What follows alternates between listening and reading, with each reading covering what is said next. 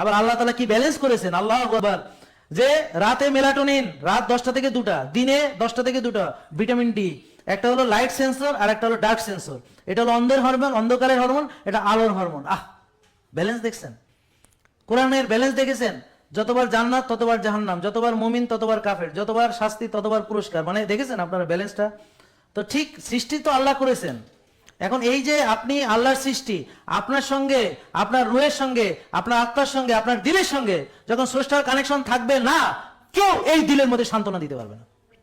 আজকে যারা সান্ত্বনা পাচ্ছেন না, যারা অস্থির, যাদের মনে শান্তি নাই, যাদের সুখ নাই, যাদের মনের মধ্যে কোনো ইয়া নাই, বিশ্বাস করেন এদের আল্লাহর সাথে কানেকশন নেই।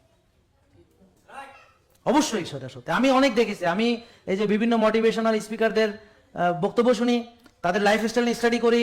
বড় বড় অনেক মোটিভেশনাল স্পিকার, তারা সিরিয়াস ডিপ্রেস, তাদের নিজ মুখে স্বীকার করেছে কোনো এক অনুষ্ঠানে।